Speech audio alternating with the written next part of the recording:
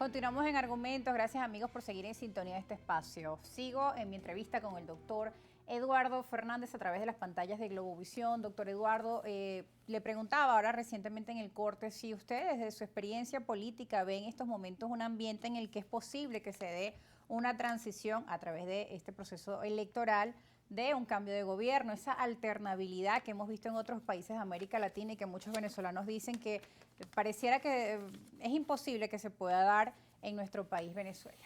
Mira, pensando en esta conversación que íbamos a tener, yo traje una cita que con tu permiso voy a leer. Adelante.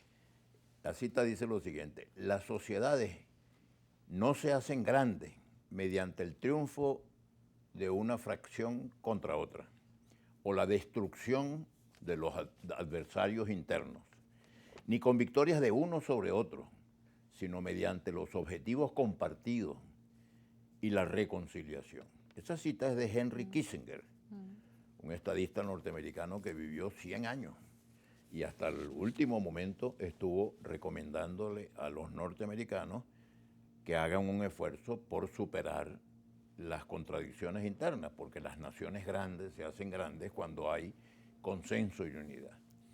Yo no sé cuánta posibilidad tiene mi prédica. Lo que yo sí sé es que es mi deber. Mi deber es decirle a los venezolanos que queremos cambio, vamos a estar unidos. No nos aferremos a que tiene que ser mi partido. No nos aferremos a que tiene que ser mi candidato.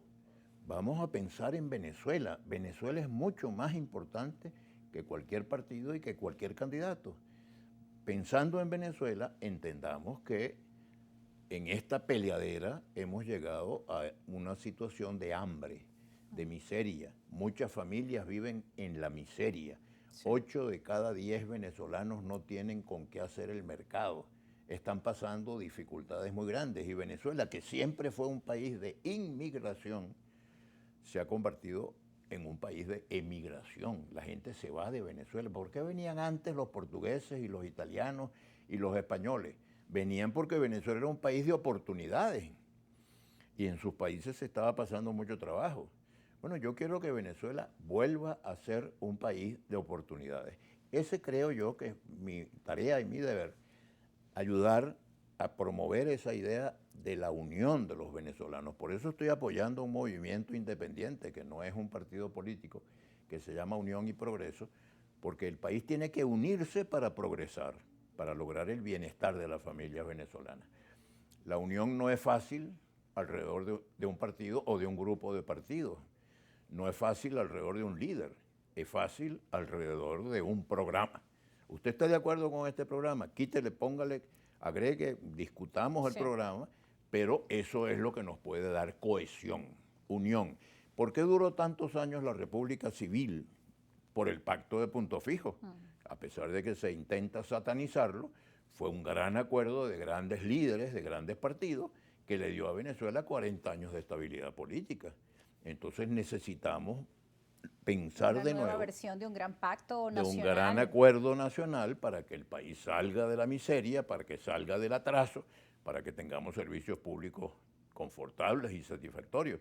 Porque, por ejemplo, yo hablo del potencial del turismo, pero nadie va a venir de turista a un país que no tiene, si no hay agua ni luz, que no tiene electricidad, o que no tiene agua, o que no tiene seguridad, o que no tiene hospitales en buenas condiciones. Entonces tenemos que ocuparnos de todo eso. Para todo eso hace falta dejar de pelear, invertir las energías que hoy estamos gastando en esa peleadera, invertirlas en construir un país nuevo y mejor. Bueno, actualmente hay una mesa de diálogo en la Asamblea Nacional con la fecha, con el fin de colocar fecha al cronograma electoral, de evaluar la posición de distintos partidos políticos, y en otras ocasiones se ha buscado que estas mesas toquen otros temas, otros tópicos de interés nacional. Quisiera sus comentarios respecto a este diálogo nacional que ya anuncian que para mañana tendrán un resultado, una respuesta. Tú sabes que los norteamericanos, por ejemplo, que tienen una democracia muy sólida, desde hace 200 años saben cuándo les toca las elecciones próximas, porque resulta que son todos los segundos martes del mes de noviembre. Unas veces cada 4 años eligen presidente, cada 6 años eligen los senadores, cada 2 años renuevan la Cámara de Representantes, saben que tienen elecciones el segundo martes del mes de noviembre. Nosotros los venezolanos durante mucho tiempo supimos Que era en diciembre. que el primer domingo del mes de diciembre había elecciones, cada 5 años, ahora es cada 6 años. Muy bien, pero en diciembre. ¿Por qué? Entre otras cosas, porque no es bueno para el país que tenga 2 presidentes, un presidente en ejercicio allá en Miraflores y un presidente electo. Es una situación que no le conviene a la nación. Si hacemos las elecciones el primer domingo de diciembre, que por cierto creo que es el 1 de diciembre, cae domingo. Bueno, muy bien, en enero el presidente toma posesión, hay un mes, un poquito más de un mes, pero si elegimos un presidente en marzo, en abril o no sé qué, va a ser un presidente electo una pila de meses con un presidente en Miraflores. Entonces, lo cual podría traer dificultades que hemos visto en otros países, que incluso por unos días se grandes producen, dificultades. que esperemos Pero que no sea nuestro caso. lo curioso de Venezuela y lo que nos hace sentir que estamos en una guachafita politiquera es que tenga que discutirse con tanto zaperoco la fecha de las elecciones, el respeto, cronograma y electoral. firmar documentos. Mira, el documento fundamental que tiene todas las respuestas para estos problemas es la Constitución Nacional. Si las partes se comprometen a respetar la Constitución, estamos hechos. Entonces, la convocatoria que hago es, vamos a cumplir la Constitución, vamos a restablecer la plena vigencia del Estado de Derecho, la supremacía de la Constitución Nacional, y vamos a asumir una cultura de respeto. Puede ser que yo tenga alguna idea distinta de la suya, pero yo respeto la suya, porque usted tiene derecho a expresar su punto de vista y yo tengo derecho a expresar el mío y a ser respetado. Entonces, ese ambiente, esa cultura del respeto y de la convivencia creo que es conveniente. Doctor Eduardo Fernández, hablando de esa cultura de la convivencia y el respeto, vamos a escuchar otras posiciones. El día de hoy, el MAS también se pronunciaba, el Movimiento al Socialismo, y hablaba de la necesidad de llegar justamente a ese consenso, y vamos a escuchar en voz de su vicepresidenta María Verdial. Ella llamaba a abandonar la autodestrucción, coincidiendo un poco con sus líneas de pensamiento. Vamos a escucharla.